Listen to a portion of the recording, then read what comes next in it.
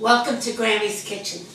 Today is Sunday, November 15th, 2009. I'm here with two of my grandchildren, 2 out of the 9. Daniel, who got the idea that all of my other grandchildren, including them, are just so eager to make Nannie cookies. And then we have Michael, who is our family expert in anything dealing with technology. And they assure me that this is what everybody's been waiting for. That means Jed and Chris, Chris, Elizabeth, William, David, Andrew, Kristen, and of course Daniel and Michael. And now on to the demonstration. First, you wash your hands, which I've already done. Then you preheat your oven. Now that's very important because ovens vary, but you have to allow time for that to reach the appropriate temperature. Now this morning I did put a thermometer in there and it's exactly 375, which is what we want. But I'm sure the grandchildren are not going to do that, so just take your chances. All right, the next thing you do is to review your recipe and gather up all your ingredients.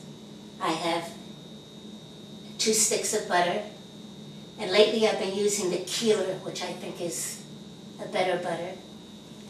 The original recipe called for 1 cup of sugar, but I use 3/4 of a cup.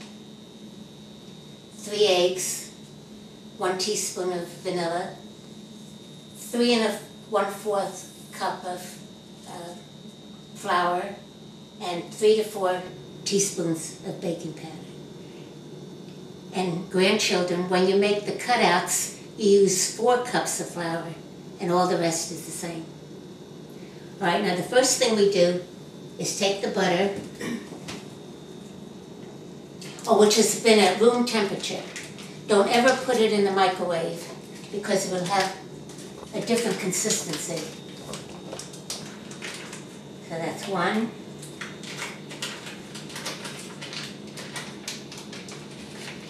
2. Now Nannie never used she had a mixer sometimes, but sometimes she would do it by hand. So you can do that. We get it going, and we gradually add the sugar.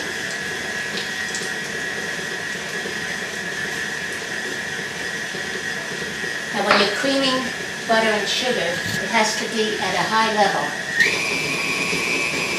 But you don't want it coming out of the pan. So we'll leave it like that. Now the next thing you have to get ready is the flour. Now I'm sure that there's nothing wrong with scooping and leveling. That's what most people will do, and that's probably what you will do. I do it a little differently because once I read that if you spoon it in, it's a more accurate measurement. But we'll do 1 this way. So that's 1.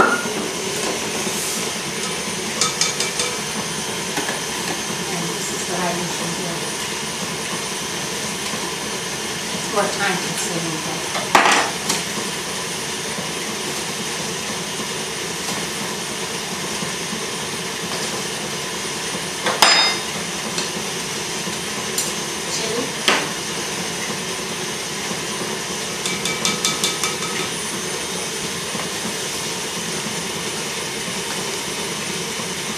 I'm using gold medal. Usually I use either Pillsbury or gold medal. But this time I got the gold medal because that's what Nannie used. So this is 3.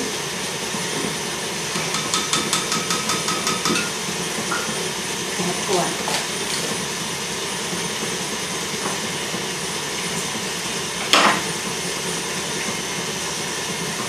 Now we need the baking powder. 3 teaspoons. You know, you have the 1/8, the 1/4, the 1/2, the 1, and the tablespoon. So that's 1, 2,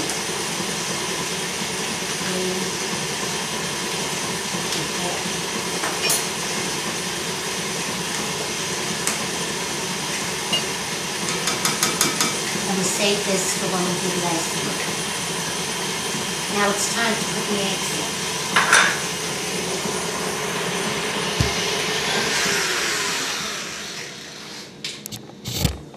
You see, you have to swipe the bowl on the side. Now the eggs, I have to admit that sometimes I just take it and put them in directly, but actually you're supposed to break it just to make sure that the egg is in good condition and that no shell is in there, and then add it in. So that's one.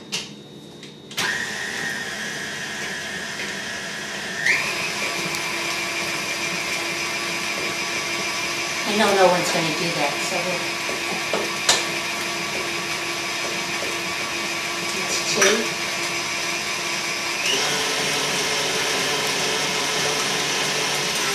I'm sure in school you learned that though. And three.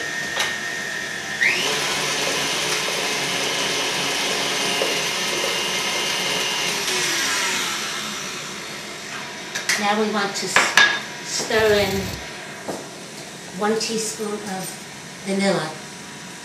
That's pure vanilla extract. Don't get the imitation.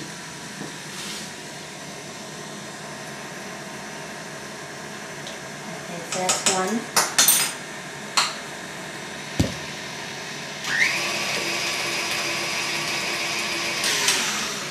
Then you want to scrape the sides of it.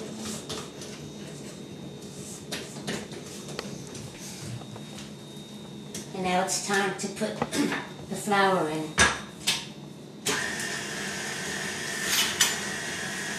Now with flour, with cookies, never mix more than you have to. Once it's all incorporated, stop, because then that makes the cookie tough. And so one at a time.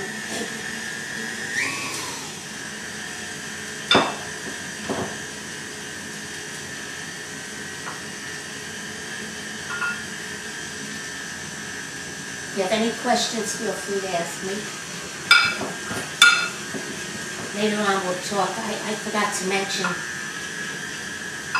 that these were originated by my mother, Lena Michelli, who is your great-grandmother.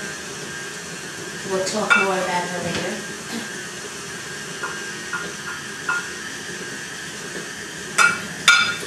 These were always loved by everybody in the family. And then when she stopped making them, I felt that we had to continue. Not that my children ever made them, so I'm relying on the grandchildren. Christopher always says, "Oh yes, Grammy, get the ingredients out and we're going to make them together." Okay, now I think we don't want to overdo it.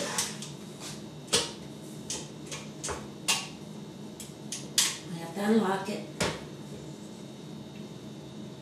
And we have to get that.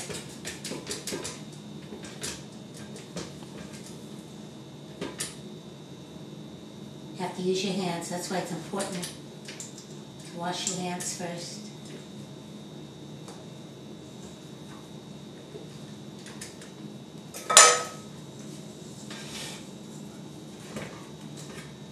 Okay, now we have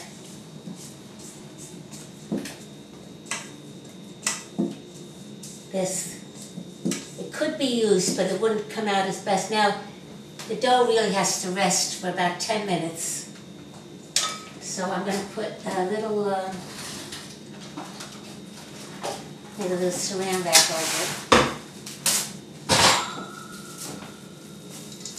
And put it in the refrigerator.